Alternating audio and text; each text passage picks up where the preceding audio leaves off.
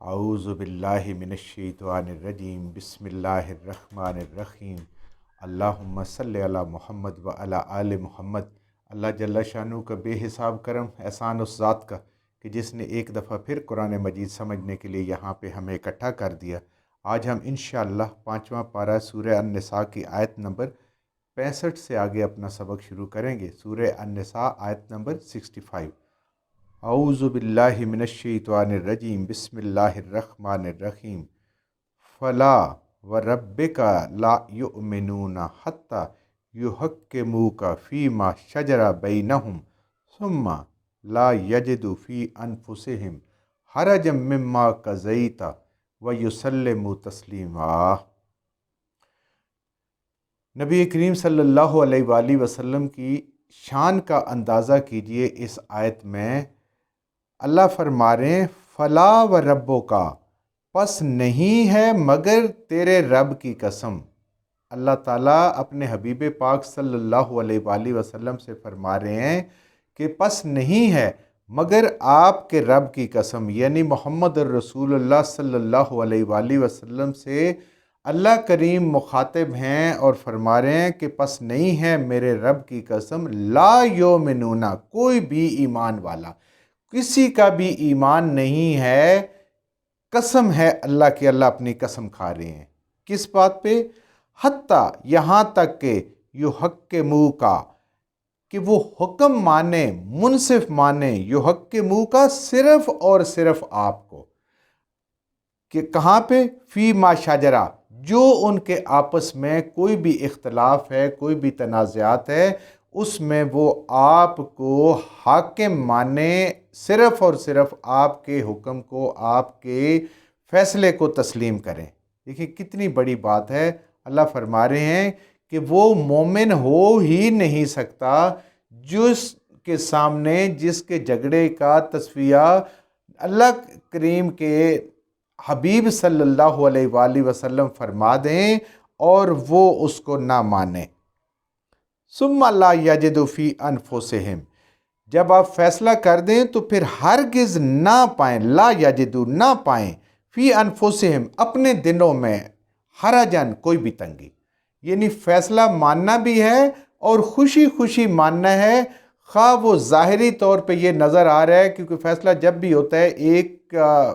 فائدہ ہو رہا ہوتا ہے، ایک کی جیت ہو رہی ہوتی ہے اور ایک کا نقصان ہو رہتا ہے، لیکن چونکہ اسلام عین انصاف کے مطابق فیصلہ کرتا ہے تو اصل میں دیکھا جائے تو ہارنے والا ہے وہ، اس کی بھی جیت ہے۔ کیوں؟ اس کے اوپر سے وہ وبال، وہ غلطی دور ہو جائے گی، اس کو پتہ چل جائے گا اور وہ اس کو ایسے ہی تسلیم کر لیں گے جیسے کہ اس کے فائدے کی چیز ہے۔ تو اللہ فرما رہے ہیں کہ ہرگز وہ آپ کے اگر منصف نہیں مانیں گے، صرف اور صرف آپ کے فیصلوں کو نہیں مانیں گے آپس کے جھگڑوں میں، اور اگر ماننے آپ فیصلہ کرواتے ہیں اور اپنے دل میں اگر تنگی محسوس کر رہے ہیں کسی طرح کی بھی،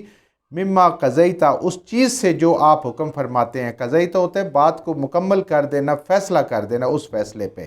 یہ دیکھیں پچھلی آیات کے ساتھ وہ جو منافق اور مسلمان کی کہانی تھی، اب مزید تاکید کا حکم آ گیا اور نبی کریم صلی اللہ علیہ وآلہ وسلم کی یہ شان بیان فرما رہے اللہ کہ آپ کا فیصلہ ہی حرف آخر ہے اور اس کو جو نہیں مانے گا وہ مومن نہیں ہے۔ اور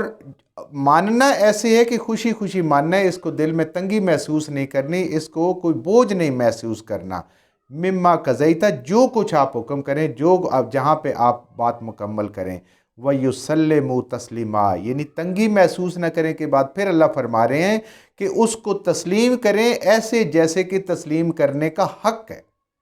یعنی دل سے اس کو مانیں، ذرا سی رنجش بھی نہ ہو، خوشی خوشی مانیں تو پھر رب راضی ہوگا، ورنہ تو ایمان کا خطرہ ہے کہ وہ اللہ فرما رہے ہیں وہ ایمان والا نہیں ہے۔ اب جب نبی کریم صلی اللہ علیہ وآلہ وسلم کی مبارک ذات موجود تھی، اس وقت تو فیصلہ کوئی بھی کرنا ہوتا تھا، کسی کا بھی کوئی مسئلہ ہوتا تھا، آپس میں ہو جاتا تھا، آپ فیصلہ فرماتے اور صحابہ کرام اس کو اتنی ہی خوشی سے اس پہ عمل کرتے۔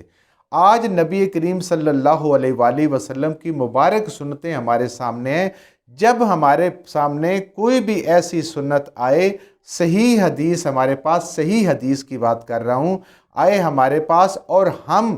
اپنے طور طریقوں کو نہ چھوڑیں، جو ہمارے کوئی خاندانی رواج ہیں، جو ہمارے گروہی رواج ہیں، جو ہمارے علاقائی رواج ہیں، یا جو ہم اپنے بزرگوں سے آباء و اجداد سے سیکھے ہوئے رواج ہیں، ان کو اگر نہیں چھوڑیں گے تو یہ فیصلہ ایسے ہی آج بھی لاگو ہے، کیونکہ یہ بات قرآن میں آ گئی ہے۔ یہ فیصلہ قیامت تک اللہ تعالیٰ نے فرما دیا ہے کہ فوراً نہیں علم تھا اس وقت تک کرتے رہے، لیکن جیسے ہی علم آیا، نہ اپنا کوئی بزرگ آگے ہے، نہ اپنا کوئی خاندان کا آگے ہے، نہ اپنی کوئی عقل آگے ہے، تو نبی کریم صلی اللہ علیہ وآلہ وسلم کی مبارک سنتوں کے مطابق زندگی گزارنی ہے۔ اور اس میں علماء یہ بھی فرماتے ہیں کہ نبی کریم صلی اللہ علیہ وآلہ وسلم نے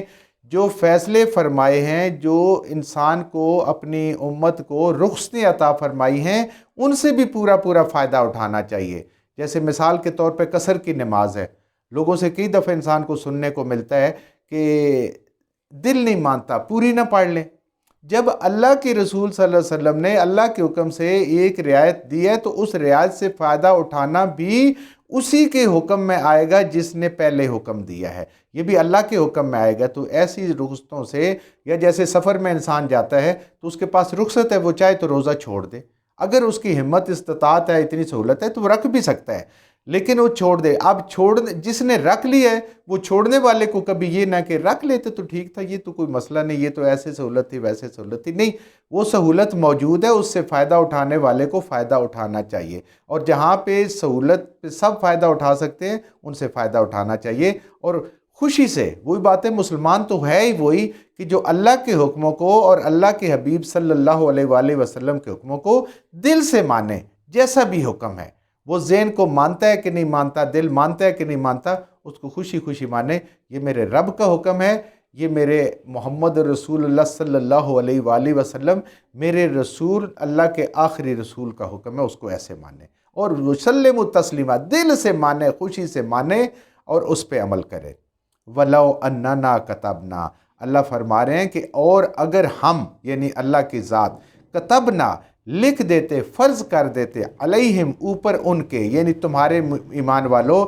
انقتلوا انفسکم، کہ مارو اپنی جانوں کو قتل کرو۔ کسی بھی گناہ پہ اللہ تعالیٰ یہ کہہ دیتے کہ اس کا کفارہ یہ ہے، اس کی توبہ یہ ہے کہ اپنے آپ کو قتل کرو۔ جیسے آپ یاد کریں سورہ بقرہ میں ہم نے پڑھا تھا کہ بنی اسرائیل کے جن لوگوں نے اس بچھڑے کو معبود بنایا، اس کی پوجا کی، اس کی عبادت کی تھی، اللہ تعالیٰ نے یہی حکم دیا تھا، لیکن اس امت کو نبی کریم صلی اللہ علیہ وآلہ وسلم کے صدقے سے بہت سہولتیں ہیں کہ اس کو تو زبان سے توبہ کرے، آنکھوں سے ایک آنسو نکل آئے، خلوص دل سے توبہ کرے، سارے گناہ معاف ہو جاتے ہیں، شرک بھی معاف ہو جاتا ہے۔ لیکن اللہ فرما رہے ہیں، اس احسان کو یاد کروا رہے ہیں ہم سب کو کہ اگر اللہ تعالیٰ لکھ دیتا، فرض کر دیتا تمہارے اوپر کہ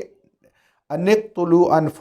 انفسکم، اپنی جانوں کو قتل کرو، اپنے آپ کو، او اخرجوا من دیارکم، اور نکلو اپنے گھروں سے۔ یہ جو گھر ہیں، یہ جو سود کے پیسے لے کے بنائے ہوئے ہیں، یہ تمہارے گھر ہیں، یہ تمہاری کھیتی باڑیاں ہیں، اللہ کی راہ میں ان کو قربان کرو اور تم نکلو، جیسے کہ مکہ والوں نے ہجرت کی ہے۔ اگر قیامت تک کے لیے اللہ تعالیٰ یہ بات کر دیتا کہ اتنا عرصہ ایک جگہ رہنا اور کچھ وہاں سے لینا نہیں ہے، سارا کچھ چھوڑ چھاڑ کے آگے نکل جانا ہے، اللہ چاہتا تو ایسا کر سکتا تھا، لیکن نبی کریم صلی اللہ علیہ وسلم کے طفیل ہمیں بہت ساری تنگیوں سے بچایا گیا ہے۔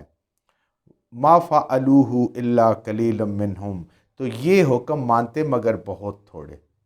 یہ مشکل بات ہے، ہم نے تو بڑے آسان کام کیے ہیں کہ اس میں نبی کریم صلی اللہ علیہ وسلم کے فیصلوں میں خیر و برکتیں ہیں، جو تمہارے دنیا کی بھلائیاں بھی نصیب ہوں گی اور آخرت کی بھلائیاں بھی نصیب ہوں گی۔ ہم تو اس سے بڑے حکم قوموں کو دیے ہوئے ہیں، اگر تمہیں بھی دیتے تو پھر تم لوگ بہت تھوڑے ایمان والے رہ جاتے۔ وَلَوْ أَنَّهُمْ فَعَلُوا مَا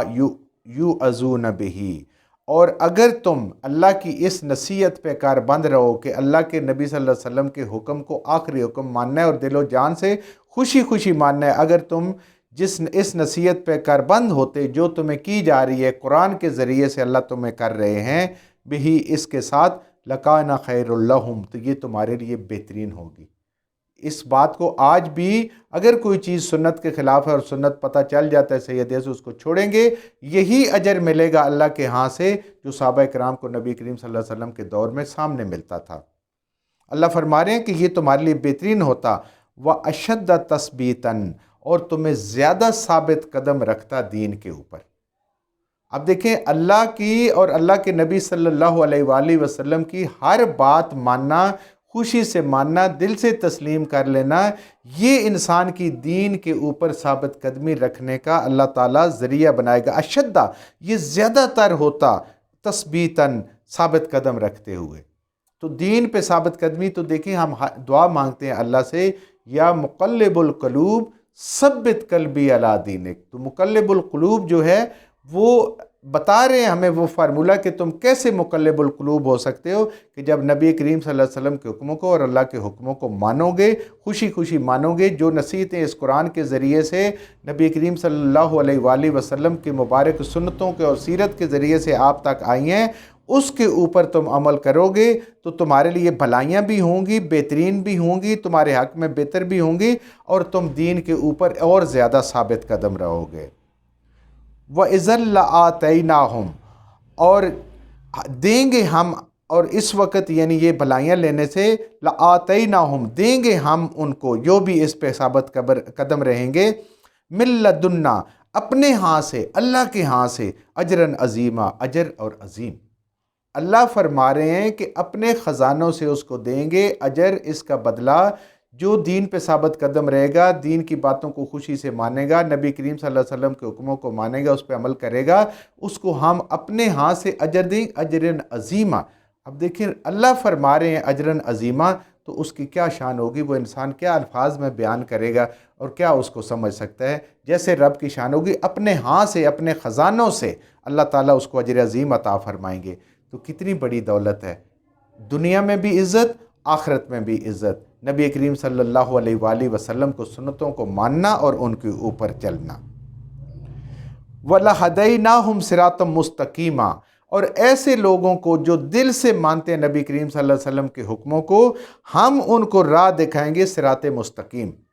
یہ وہ دعا ہے صراط مستقیم جو ہم ہر نماز میں اللہ سے مانگتے ہیں، اہدنا الصراط المستقیم، اہدنا الصراط المستقیم۔ اللہ فرما رہے ہیں کہ یہ تمہیں صراط مستقیم کیسے ملے گا؟ یہ ایسے ملے گا کہ اپنے ہر کام میں، اپنے ہر مسئلے میں نبی کریم صلی اللہ علیہ وآلہ وسلم کو امام مانو، ان کے پیچھے چلو، ان کے حکموں کو چلو، اس پہ اپنی زندگی کو ڈھال دو، تو صراط مستقیم پہ بھی ہدایت ملے گی، اللہ کے ہاں سے اجر عظیم بھی ملیں گے۔ اللہ تعالیٰ قرآن کے ذریعے سے ہر چیز کو واضح کر دیا۔ اور دیکھیں آج یہ کتنا مشکل ہوتا اگر نبی کریم صلی اللہ علیہ وآلہ وسلم کی